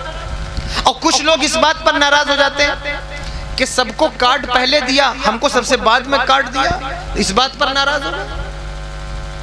اب کچھ لوگ ایسے ہیں جو موبائل پر کارڈ کو قبول نہیں کرتے, کہتے ہیں ہم موبائل پر دعوت نہیں مانتے, جس کو دعوت دینا ہمارے گھر آ کے دعوت دے. بولے صحیح بات ہے یا نہیں؟ کہتا ہمارے گھر آ کے دعوت دے. کہا وہ کیوں؟ کہا نہیں, دعوت دینا ہے تو ہم موبائل کی دعوت کو دعوت نہیں مانتے. میں کہتا ہوں اچھا, عید کا چاند دکھے, قربانی کا چاند دکھے, شہادت ملے نہ ملے, لیکن موبائل پر سب سے پہلے خبر مانتا ہے یہ. اور عید کا چاند کسی کو دکھا ہو نہ دکھا ہو, لیکن موبائل پر سب سے پہلے جسے دکھتا ہے وہ موبائل پر شہادت شرعی مان لیتا ہے, موبائل پر دعوت کیوں نہیں مانتا؟ وہ کہتا نہیں, جب دعوت ہمارے پاس آ کر دیں گے تو ہم دعوت قبول کریں. ایسے بھی لوگ, آپ سب کو خوش نہیں کر سکتے, سب کو راضی نہیں کر سکتے. تمہیں دیکھنا یہ ہے کہ شادی اور بیاہ ہو, چاہے غم ہو 40واں ہو یا پیدائش کا وقت ہو یا کسی کے آنے کا کسی کے جانے کا, تمہاری توجہ یہ ہو کہ تمہارا رب تم سے خوش ہے یا نہیں خوش ہے, رسول تم سے خوش ہے یا. اگر تم نے رب کو خوش کر لیا ہے تو دنیا خود بخود تمہارے پیچھے چلتی ہوئی نظر آئے گی, اور اگر تم نے رب کو ناراض کر دیا اور سب کو خوش کر لیا تو سب کو خوش کرنا تمہیں فائدہ نہ دے گا, رب کو خوش کرنا تمہیں فائدہ دے گا. تمہیں دیکھنا یہ کہ تم رب کو کیسے خوش کرو. اس لیے طبیعت پر عمل نہ کرو کہ ہماری طبیعت یہ چاہتی ہے ہم ایسا کر لیں, ہماری طبیعت اس بات کو قبول نہیں کرتی, ہم ایسا نہیں کریں گے. یہ طریقہ جاہلوں کا طریقہ ہے, مسلمانوں کا طریقہ, بولیے, یہ مسلمانوں کا طریقہ نہیں ہے, یہ جاہلوں کا طریقہ ہے کہ وہ طبیعت پر عمل کرتے ہیں. طبیعت پر عمل مسلمان نہیں کرتا. حضرت امام اعظم ابو حنیفہ رضی اللہ عنہ کی کسی نے شکایت کر دی حضرت امام باقر سے کہ وہ اپنی طبیعت پر فتویٰ دیتے ہیں, کہ جو ان کی طبیعت میں آتا ہے وہ فتویٰ دیتے ہیں. تو حضرت امام باقر رضی اللہ تعالیٰ عنہ نے خانہ کعبہ میں پکڑ لیا اور کہا کہ کیوں, تمہارا نام نعمان بن ثابت. ہوگا جی. کہا تم اپنی طبیعت پر فتویٰ دیتے ہو؟ کہا نہیں حضور, میں طبیعت پر کیسے فتویٰ دے سکتا ہوں, قیاس پر کیسے فتویٰ دے سکتا ہوں, میں تو حضور کی شریعت پر فتویٰ دیتا ہوں. کہا اس کی مثال؟ کہا مثال یہ کہ میرے نزدیک یہاں آپ سب سفید داڑھی والے بھی بیٹھے ہیں, علماء بھی بیٹھے ہیں, میں آپ کا لحاظ کرتے ہوئے یہ بات کہہ رہا ہوں سمجھانے کے لیے. انہوں نے کہا کہ اگر میں طبیعت پر فتویٰ دیتا تو میں منی کے نکلنے پر غسل کو واجب نہ کہتا, پیشاب پر غسل کو واجب کرتا, اس لیے کہ منی سے زیادہ پیشاب ناپاک ہے. لیکن میں ایسا نہیں کرتا, بلکہ جو شریعت مصطفیٰ ہے اسی پر عمل کرتا ہوں. تو پتا چلا کہ جو مسلمان ہوتا ہے وہ طبیعت پر عمل نہیں کرتا, شریعت پر عمل کرتا ہے. طبیعت پر عمل کرنے والوں کا مزاج اور ہے, ان کو بڑا نقصان ہے, بڑا خسارہ ہے. جانتے ہو طبیعت پر عمل کرنے والا کون ہے؟ طبیعت پر عمل کرنے والا خدا کی قسم نبی کے گھر کا بھی ہو تو اس کو بھی اس کا نقصان اٹھانا پڑتا ہے.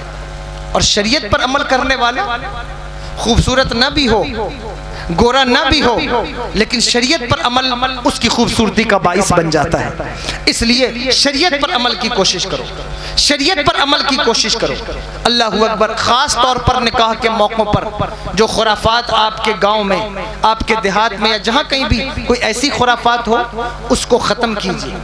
کوشش کیجیے کہ وہ خرافات آپ کے گاؤں سے ختم ہو جائے.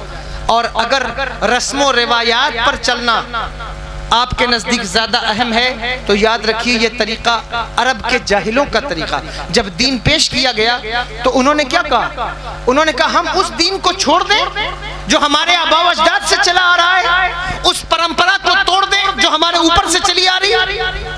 لیکن جو مسلمان تھے جنہوں نے دین قبول کیا انہوں نے کہا نہیں, ہم پرمپرا باپ دادا کی نہیں دیکھیں گے, ہم یہ دیکھیں گے شریعت کیا کہتی ہے, ہم یہ دیکھیں گے اللہ اکبر مصطفیٰ جان رحمت کیا کہتے ہیں. تو جو پرمپراؤں پر عمل کرتے ہیں, طبیعت پر عمل کرتے ہیں, ان کا انجام کتنا خطرناک ہوتا ہے معلوم؟ ابو لہب نبی کا چچا ہے نا, بولو ہے کہ نہیں؟ چچا ہے نبی کا, لیکن شریعت پر نہیں, طبیعت پر عمل تھا. طبیعت پر کیا کہتا تھا؟ اس دین کو کیسے چھوڑ دیں جو ہم نے سب کو کرتے دیکھا, اور اس بچے کی بات کیسے مان لیں. یہ ابو لہب کا کہنا تھا. میرے آقا ارشاد فرماتے ہیں میرے گھر والوں میں سب سے زیادہ مجھے کسی نے تکلیف دی ہے تو ابو لہب نے تکلیف دی. جس وقت وہ مرا آپ کو معلوم, ابو لہب چیچک کی بیماری سے مرا.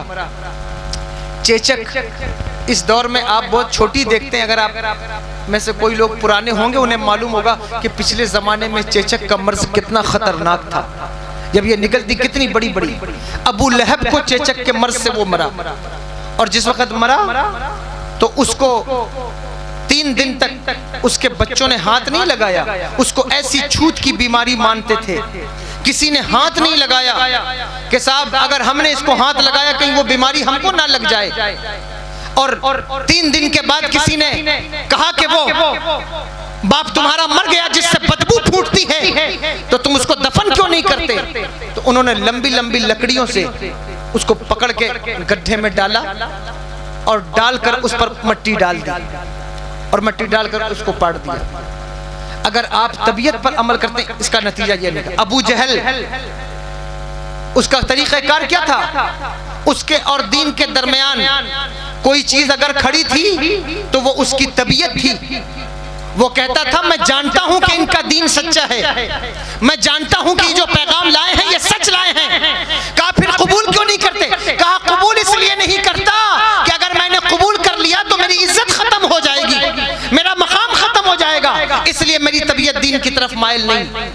اس لیے اپنی طبیعتوں پر عمل نہ کرو, شریعت پر عمل کرو. فرمایا یا ایھا الناس اتقوا ربکم الذی خلقکم من نفس واحدہ وخلق منها زوجها وبث منہما رجالا کثیرا ونساء. اور آگے کچھ بولوں یا ختم کر دوں؟ آپ سننا نہیں چاہتے؟ تھوڑی دیر. فرمایا ہم نے تمہارا جوڑا تمہیں میں سے پیدا کیا, اچھا پھر انہی میں سے کثرت سے مرد اور عورت پھیلا دیے. نکاح ایک ایسا رشتہ ہے آپ سمجھیں گے کہ اس دنیا میں سب سے عظیم اور سب سے اہم رشتہ اگر کہا جائے تو آپ کہیں گے وہ ماں کا رشتہ ہے, باپ کا رشتہ ہے, بلا شبہ. لیکن ماں کا رشتہ یہ انسانوں کے درمیان بننے والا سب سے پہلا رشتہ نہیں ہے. باپ کا رشتہ انسانوں کے اندر بننے والا یہ سب سے پہلا رشتہ نہیں ہے. سب سے پہلا رشتہ اگر کوئی ہے تو وہ شوہر اور بیوی کا رشتہ ہے جو انسانوں کے درمیان قائم ہوا. کیوں؟ کیونکہ حضرت آدم علیہ السلام کو اللہ تبارک و تعالیٰ نے جنت میں پیدا فرمایا, اور جنت اتنی بڑی جنت, کتنی بڑی جنت کہ آقا ارشاد فرماتے ہیں کہ جنت میں 8 دروازے ہیں نا, ہشت بہشت سنا ہے آپ نے نہیں سنا؟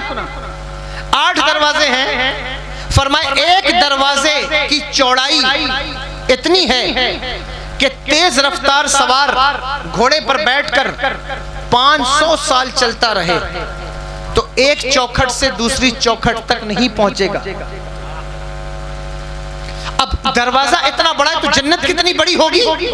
اس میں حضرت آدم علیہ السلام کو اللہ نے پیدا کیا تو ان کو اجنبیت محسوس ہوئی, اکتاہٹ محسوس ہوئی کہ ان کی جنس کا کوئی آدمی نہ تھا.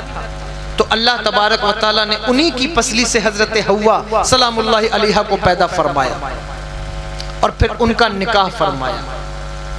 تو انسانوں کے درمیان جو سب سے پہلا رشتہ قائم ہوا وہ کون سا؟ شوہر اور بیوی کا رشتہ.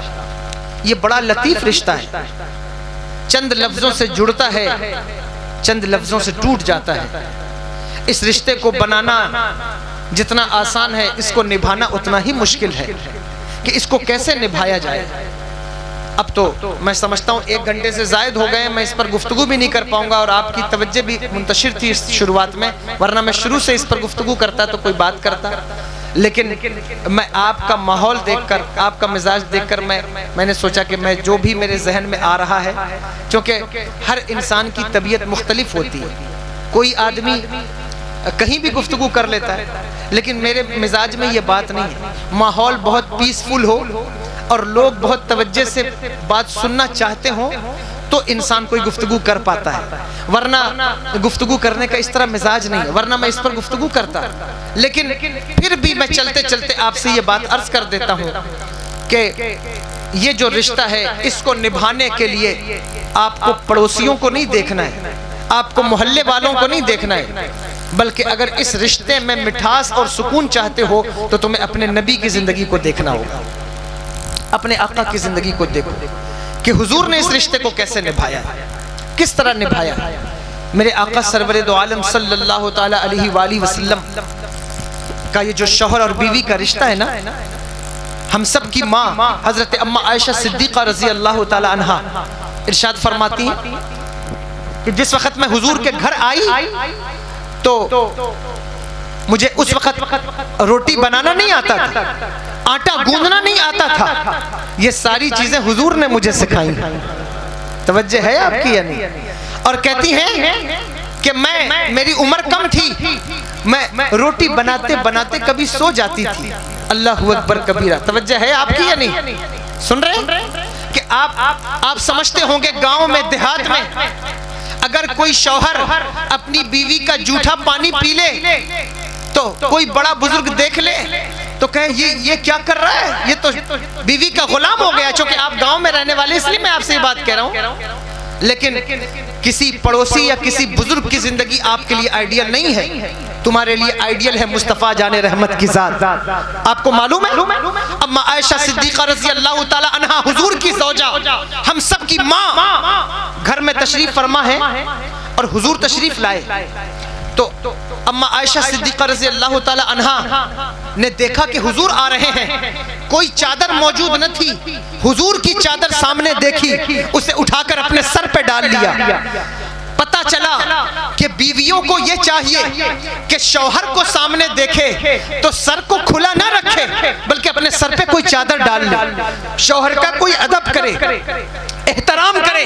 اس لیے کہ آج ساری دنیا میں یہ عورتوں کی شکایت ہے کہ شوہر مجھ سے پیار نہیں کرتا، شوہر مجھ سے محبت نہیں کرتا، شوہر میری طرف پیار سے دیکھتا نہیں۔ میں کہتا ہوں ہر چیز کے بدلے میں دوسرے کو کوئی چیز چاہیے۔ اگر شوہر کی محبت حاصل کرنا چاہتی ہو تو میری بہنوں شوہروں کی عزت کیا کرو، تم جتنی عزت دو گی شوہر تمہیں اتنی محبت عطا کرے گا، تم اسے جتنی قدر کرو گی، اس کی جتنی ریسپیکٹ کرو گی، شوہر بدلے میں تمہیں اتنی محبت عطا کرے۔ اب کوئی لچا ہو، لفنگا ہو، میں اس کی بات نہیں کرتا، لیکن ایک شریف آدمی اگر تم اس کو عزت دو گی تو اس کے بدلے میں وہ تمہیں محبت دے گا۔ انہوں نے اپنے سر پہ کپڑا رکھ لیا، جب رکھا کپڑا تو وہ کپڑا کسی عام کا نہ تھا، حضور کا تھا۔ انہوں نے دیکھا کہ حضور آ رہے ہیں اور بارش ہو رہی ہے۔ جب میرے آقا تشریف لائے تو حضرت اما عائشہ صدیقہ رضی اللہ تعالیٰ عنہ حضور کے بدن کو چھوا، کپڑے کو، اور کہا آپ تشریف لاتے تھے، بارش ہوتی تھی لیکن بارش کا کوئی اثر نظر نہیں آتا۔ حضور نے فرمایا عائشہ تم نے اپنے سر پہ کیا رکھا ہے؟ کہا حضور یہ آپ کی چادر۔ کہا یہ بارش مجھ پہ روز ہوتی ہے، اسے رحمت کی بارش کہا جاتا ہے، لیکن کسی کو دکھائی نہیں دیتی، یہ چونکہ تم نے میری چادر سر پر رکھ لی ہے اس لیے یہ رحمت کی بارش تمہیں نظر آ رہی ہے۔ اللہ اکبر کبیرہ۔ پتہ چلا کہ دو باتیں ہیں، پہلی بات تو یہ کہ حضور کی چادر ہے، اور دوسری بات یہ کہ یہ بات پتہ چلی کہ جو کوئی عورت اپنے سر کو ڈھانکے تو اللہ تبارک و تعالی اس کی بینائی میں وسعت عطا فرما دیتا ہے۔ اب اس لیے سر کو ڈھانک کر رکھا کرو۔ اما عائشہ صدیقہ رضی اللہ تعالیٰ عنہ پانی پی رہی ہیں کٹورے سے، میرے آقا نے ارشاد فرمایا عائشہ مجھے بھی پانی دو۔ تو اما عائشہ صدیقہ رضی اللہ تعالیٰ عنہ نے پانی سوچا کہ جو پانی بچ گیا اس کو پھینک دوں پھر دوسرا پانی حضور کو دوں، لیکن میرے آقا کا طرز زندگی دیکھو، ارشاد فرمایا نہیں، وہی کٹورا مجھے پیش کر دو جس میں تم پانی پی رہی تھی۔ تو اماں نے اسی کٹورے میں پانی پیش کیا، اور جب پیش کیا تو حضور نے کہا عائشہ یہ بتاؤ کہ تم نے کس جگہ اپنے لب لگا کر پانی پیے ہیں تاکہ میں اسی جگہ لب لگا کر پانی پیوں۔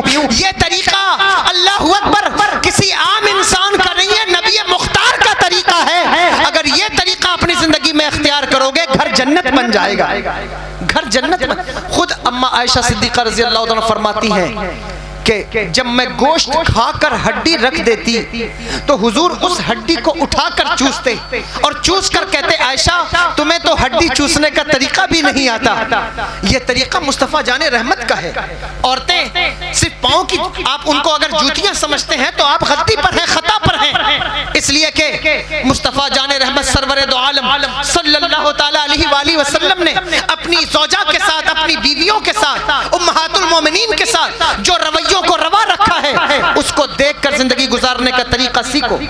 حضور کی پہلی زوجہ حضرت اماں سیدہ خدیجہ الکبریٰ رضی اللہ تعالی عنہا، آخری وقت ہے ان کا، سیدہ کائنات کی والدہ ہیں۔ مجھ کو کہا گیا اہل بیت کے بارے میں بھی گفتگو کریں، کہا نا، تو دو باتیں میں نے اصلاح معاشرہ اور شادی کے حوالے سے کچھ گفتگو کر دی، اب اہل بیت آخر میں بیان کر رہا ہوں، بس اسی پر ختم کروں گا 5 منٹ میں۔ سن رہے ہیں آپ یا نہیں؟ کس کی ماں ہے؟ سیدہ کائنات کی، ملکہ فردوس بری کی، اللہ اکبر کبیرہ، عرب کی سب سے بڑی تاجرہ ہیں، ملکہ تجار کہا جاتا ہے انہیں۔ کتنی بڑی تاجرہ ہیں؟ جتنا مال اللہ نے حضرت سیدہ خدیجہ الکبریٰ کو عطا فرمایا رضی اللہ تعالی عنہا، 40,000 سے زیادہ اونٹ آپ کے پاس موجود ہیں۔ کتنے؟ 40,000 سے زیادہ اونٹ کو صحرا کا، ریگستان کا جہاز کہا جاتا ہے۔ کیا کہا جاتا ہے؟ جہاز کہا جاتا ہے، یعنی کہ وہ ڈیزرٹ کا جہاز ہے، سینٹ کا۔ اگر آج کے دور میں کسی کے پاس ایک جہاز ہو تو بتاؤ کتنا امیر آدمی ہوگا۔ اور 40,000 صحرا میں چلنے والے جہاز کی مالک کا نام ہے حضرت سیدہ خدیجہ الکبریٰ رضی اللہ تعالی عنہا۔ اتنی بڑی عورت ہے، وہ مقام ہے، ایسی تاجرہ، ایسی بزنس کرنے والی عورت، اللہ اکبر کبیرہ۔ سارا مال حضور کے قدموں پہ لٹایا، سارا مال حضور کے قدموں پہ۔ آج بیوی اگر گھر سے کوئی ایک گاڑی بھی لے کر آئے تو بعض اوقات میں جہیز کے سخت خلاف ہوں، لیکن یہ بات آپ کو سمجھانے کے لیے کہہ رہا ہوں، تو بیوی کہتی یہ ہار میری اماں نے مجھے دیا، اس پر تیرا کوئی حق نہیں۔ لیکن میں اپنی بہنوں سے کہتا ہوں، میری بہنوں ذرا سیدہ خدیجہ الکبریٰ رضی اللہ تعالیٰ کی تاریخ دیکھو، اتنا مال اور اتنی بڑی وہ بزنس ویمن ہیں، اور انہوں نے جس دن نکاح ہوا حضور تشریف لائے، اپنا سارا مال حضور کے قدموں میں رکھ دیا اور رکھ کر کہا یا رسول اللہ صلی اللہ علیہ وسلم، خدیجہ کے پاس جو کچھ ہے وہ آپ کے قدموں پر نچھاور ہے، جو کچھ ہے وہ آپ کے قدموں پر نچھاور ہے، آپ جہاں چاہیں وہاں خرچ کریں۔ اللہ اکبر، یہ زندگی گزارنے کا طریقہ بتا رہا ہوں۔ اور پھر ہوا کیا؟ آخری وقت ہے، آخری وقت میں حضور نے سیدہ کائنات سے کہا فاطمہ تیری ماں کی حالت کیا ہے؟ سیدہ کائنات حضرت سیدہ خدیجہ الکبریٰ رضی اللہ تعالیٰ کی بارگاہ میں حاضر ہوئیں تو انہوں نے سیدہ کائنات سے کہا بیٹا فاطمہ جاؤ اور جا کر اپنے بابا سے کہو کہ مجھے اپنی چادر رحمت عطا کر دیں، اپنی چادر رحمت عطا کر دیں۔ تو سیدہ پاک حضرت امام حسن و حسین رضی اللہ تعالی عنہما کی والدہ سیدہ پاک ملکہ فردوس بری حضور کی بارگاہ میں حاضر ہوئی، عرض کی بابا جان ماں کا آخری وقت ہے اور وہ آپ سے آپ کی چادر کا مطالبہ کرتی ہیں، اور ساتھ یہ بھی کہتی ہیں کہ حضور کو پریشان نہ کرنا کہ وہ میرا حال پوچھنے آئیں، ان کے اوپر دین کی تبلیغ کی اہم ذمہ داریاں ہیں، کارہائے نبوت کی اہم ذمہ داریاں ہیں۔ اللہ اکبر کبیرہ، میں بہنوں سے مخاطب ہو کر یہ بات کرنا چاہتا ہوں، اگر تمہارا شوہر کسی دینی امور پر لگا ہوا ہے، اگر کسی دینی کام پر لگا ہوا ہے، تو تمہیں دیکھنا چاہیے کہ سیدہ کائنات کی والدہ کا طریقہ کار کیا ہے۔ وہ کہتی ہیں حضور کو پریشان نہ کرنا۔ کون سی ایسی بیوی ہے جس کو بیماری ہو اور وہ یہ نہ چاہے کہ اس کا شوہر اس کے پاس بیٹھے، لیکن وہ کہتی ہیں حضور کو پریشان نہ کرنا، انہیں کہو کہ وہ اپنے کام میں دین کی تبلیغ میں مصروف رہیں، اپنی چادر مجھے عطا کر دیں۔ میرے آقا نے ارشاد فرمایا فاطمہ وہ چادر مانگتی ہے، تو حضور نے اپنی چادر رحمت اتار کر دی اور پیچھے پیچھے خود تشریف لائے اور آ کر کہا کہ خدیجہ تو نے مجھ سے میری چادر مانگی ہے، اگر تو مجھ سے میرے بدن کی کھال بھی مانگتی تو میں تجھے منع نہ کرتا، وہ بھی اتار کر تجھے پیش کر دیتا۔ اللہ اکبر کبیرہ، یہ میرے آقا سرور دو عالم صلی اللہ علیہ وسلم کا رویہ ہے۔ آپ غور کر رہے ہیں میں کیا بات کہنا چاہتا ہوں؟ عرض یہ کرنا چاہتا ہوں آپ کو دیکھنا ہوگا زندگی گزارنے کا طریقہ کار کیا ہے۔ جب بیوی اتنی نیک ہو، بیوی کا معیار یہ ہو، تو اس کی اولاد ملکہ فردوس بری بنتی ہے، پھر اس کی اولاد سیدنا امام حسن اور حضرت امام حسین کی شکل اختیار کرتی ہے۔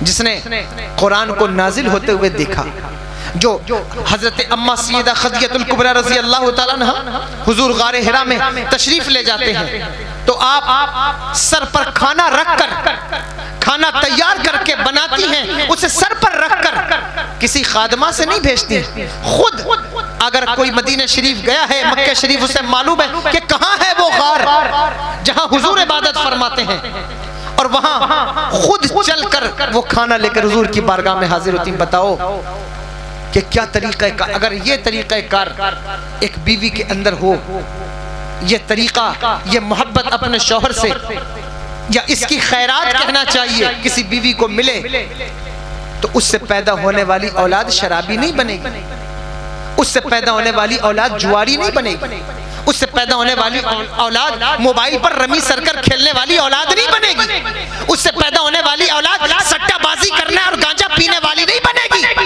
ماں کا کردار جتنا بلند ہوگا اولاد اتنی ہی نیک پیدا ہوگا، اولاد اتنی متقی پیدا ہوگی۔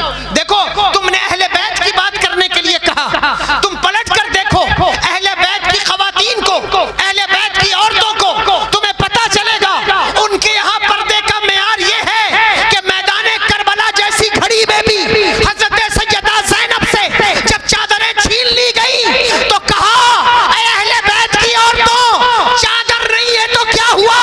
اللہ نے تمہیں لمبے بال اس لیے دیے ہیں کہ اپنے بالوں سے اپنے چہرے کا پردہ کرو۔ نعرہ تکبیر، نعرہ رسالت، نعرہ رسالت، ذکر اہل بیت، ذکر اہل بیت، ذکر اہل بیت، ذکر شہدائے کربلا، نعرہ تکبیر، نعرہ رسالت۔ کہا اپنے بالوں سے اپنے چہرے کا پردہ کرو۔ اہل بیت کا ذکر سننا آسان ہے، لیکن اہل بیت سے سچی محبت کرنا مشکل کام ہے۔ جو اہل بیت سے سچی محبت کرے گا اس کی بیٹیاں سڑکوں پر ننگا ناچ نہیں ناچیں گی۔ جو اہل بیت سے محبت کرے گا اس کی بیٹیاں بال کھول کر ولیمے کی محفلیں اٹینڈ نہیں کریں گی۔ جو اہل بیت سے سچی محبت کرے گا اس کی عورتیں سڑک پر بے پردہ نہیں نکلیں گی۔ اہل بیت سے محبت کرنے والوں کو دیکھنا چاہتے ہو تو اللہ اکبر کبیرہ، غریب نواز کی زندگی دیکھو۔ اہل بیت سے محبت کرنے والوں کو دیکھنا چاہتے ہو تو اعلیٰ حضرت کی زندگی دیکھو۔ اہل بیت سے محبت کرنے والوں کو دیکھنا چاہتے ہو تو مفتی اعظم کی زندگی دیکھو۔ اہل بیت سے محبت کرنا دیکھنا چاہتے ہو تو استاذ زمن کو دیکھو، جنہوں نے اپنے شعر میں کہا، کہتے ہیں اللہ اکبر کس شان سے کہتے ہیں جن کے گھر بے اجازت جبرائیل آتے نہیں، قدر والے جانتے ہیں قدر شان اہل بیت۔ نعرہ تکبیر، نعرہ رسالت، نعرہ رسالت، ذکر اہل بیت، ذکر اہل بیت، ذکر شہدائے کربلا، نعرہ تکبیر، نعرہ رسالت۔ بہت خوب۔ اہل بیت نے پیغام یہی دیا ہے کہ اپنی عورتوں کو با پردہ کرو، انہیں با کردار رکھو، انہیں با حیا رکھو۔ اگر عورتیں با پردہ نہ رہیں، عورتیں با حیا نہ رہیں، عورتیں با کردار نہ رہیں، تمہاری اولاد کبھی نیک نہیں ہو سکتی۔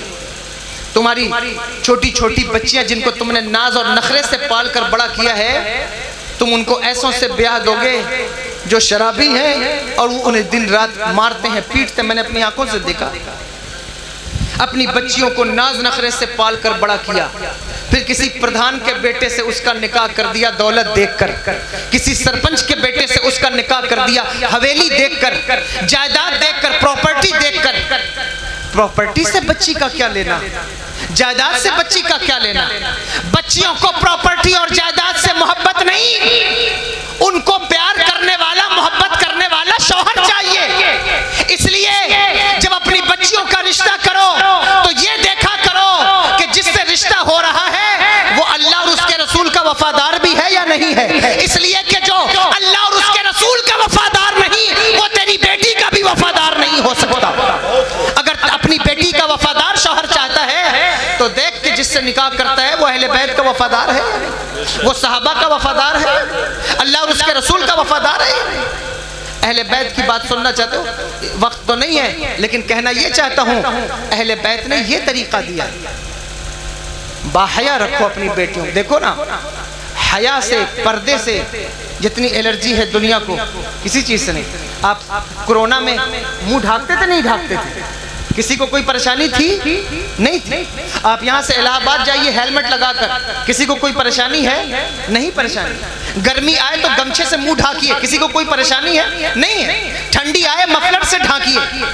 اب تو ایسے ایسے ٹوپے نکلے ہیں کہ صاحب اس کو لگا پتہ نہیں انسان نے ڈاکو ہے، لگا کر جائیے، کسی کو کوئی پریشانی نہیں. لیکن اگر کسی کے چہرے پر حجاب آتا ہے تو دنیا آج بھی لرز جاتی ہے، اس لیے کہ انہیں معلوم ہے ہیلمٹ سے منہ ڈھکنے والے سے خطرہ نہیں ہے، مفلر سے منہ ڈھکنے والے سے خطرہ نہیں ہے، گمچھے سے منہ ڈھکنے والے سے خطرہ نہیں ہے. لیکن اگر کسی نے سنت مصطفیٰ پر عمل کر کے، مصطفیٰ کے فرمان پر عمل کر کے اپنی بیٹیوں کے چہرے کو ڈھانکا تو حجاب کی برکت، انہیں معلوم ہے کہ اگر ایک حجاب والی میدان کربلا میں کھڑی ہو جائے تو اس کے خطبے کی گونج اللہ اکبر شام کے ایوان کو ہلا دیتی ہے. اس لیے لوگ پردے کی ہیبت سے کانپتے ہیں، حجاب کی ہیبت سے کانپتے ہیں.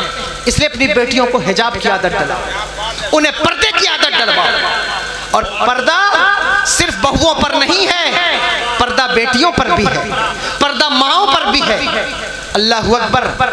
اہل بیت کا ذکر سننا چاہتے ہو، میں یہ اپیل کروں گا آپ سے کہ صرف ذکر نہیں، ان کی تعلیمات پر عمل کرو. جتنے ولی پیدا ہوئے مجھے بتاؤ، جتنے ولی پیدا ہوئے دنیا میں اکثر آپ دیکھ لیں، ان کی ماؤں کا کردار دیکھو، تمہیں پتہ چلے گا کہ جو باحیا ماں ہے اس کا بیٹا نظام الدین اولیاء ہے، وہ جو وقت کی رابعۃ العصر ہے اس کا بیٹا شیخ عبد القادر جیلانی ہے. اللہ اکبر. اس ماں کا عظمت کا اندازہ لگاؤ جس کا بیٹا غریب نواز ہے، اس ماں کی عظمت کا اندازہ لگاؤ جس کا بیٹا اللہ اکبر کبیرہ شیخ شہاب الدین عمر سہروردی ہے. اور اس ماں کا کیا پوچھنا جن کے بیٹے نیزے کی نوک پر قرآن کی تلاوت کر رہے ہیں. اس ماں کی عظمت کا عالم میرے امام بیان کرتے ہوئے کہتے ہیں، سیدہ ظاہرہ طیبہ طاہرہ، جان احمد کی راحت پہ لاکھوں سلام، جان احمد کی راحت پہ لاکھوں سلام. اس لیے اہل بیت کا ذکر آپ سننا چاہتے، میں نے اجمالاً یہ ذکر کر دیا. طبیعت پر عمل نہ کرو، شریعت پر عمل کرو. اللہ تمہیں یہاں بھی کامیاب کرے گا، وہاں بھی کامیاب کرے گا.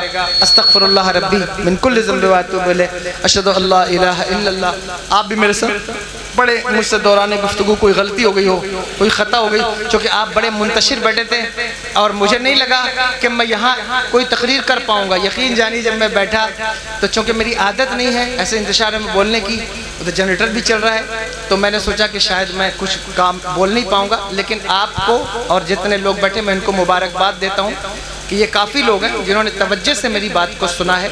اور میں سمجھتا ہوں ہر جگہ ایسے لوگ ہیں جو یعنی کہ ایسے بہت سے زیادہ تر لوگ ہیں جو گفتگو سنتے ہیں سمجھتے ہیں.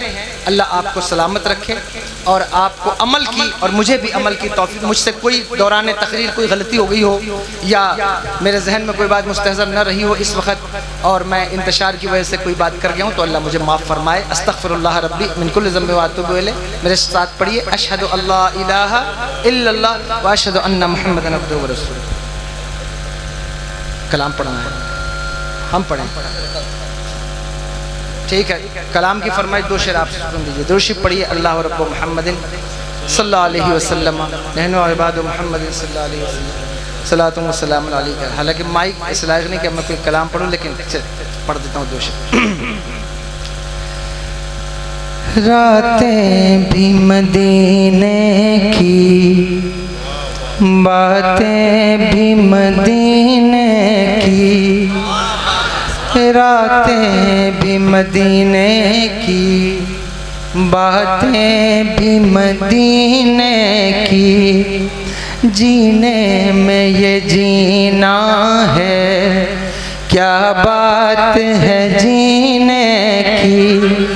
جینے میں یہ جینا ہے کیا بات ہے جینے کی. اور عرصہ ہوا طیبہ کی گلیوں سے وہ گزرے ہیں. عرصہ ہوا طیبہ کی گلیوں سے وہ گزرے ہیں. آتی ہے مہک ابھی آقا کے پسینے کی. آتی ہے مہک ابھی آقا کے پسینے کی. جینے میں یہ جینا ہے کیا بات ہے جینے کی. اور ایک شعر میں آپ سب کے لیے اور اپنے لیے بھی دعا کرتا ہوں, آپ میرے ساتھ پڑھ لیجئے. یہ مفتی اعظم ہند کا شعر ہے.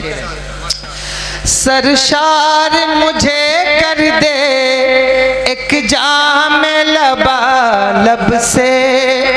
سرشار مجھے کر دے ایک جام لبالب سے. تا حشر رہے ساقی آباد یہ میں خانہ. تا حشر رہے ساقی آباد یہ میں خانہ. تا حشر رہے ساقی آباد یہ میں خانہ. اور سنگے در جانا پر کرتا ہوں جبیں سائی. سنگے در جانا پر کرتا ہوں جبیں سائی. سجدہ نہ سمجھ نجدی سر دیتا ہوں نذرانہ. سجدہ نہ سمجھ نجدی سر دیتا ہوں نذرانہ. جینے میں یہ جینا ہے کیا بات ہے جینے کی. اور ہر سال مدینے میں مرزا کو بلاتے ہیں. ہر سال مدینے میں مرزا کو بلاتے. کسی مرزا صاحب کا کلام ہے, مجھے نہیں معلوم کس کا ہے لیکن ان کا نام میں نے لے لیا ہے. اب یہ ایک اس مقطع کو ہم اپنے لیے دعا بنا کر پڑھتے ہیں اور مرزا صاحب اگر سنیں تو ان سے معذرت چاہتے ہیں. ٹھیک ہے. ہاں اس بار مدینے میں ہم کو بھی بلا لیجئے. اس بار مدینے میں ہم کو بھی بلا لیجئے. اس بار مدینے میں مجھ کو بھی بلا لیجئے. سرکار جگا دیجئے تقدیر کمینے کی. جینے میں یہ جینا ہے کیا بات ہے جینے کی. جینے میں یہ جینا ہے کیا بات ہے جینے کی. السلام علیکم.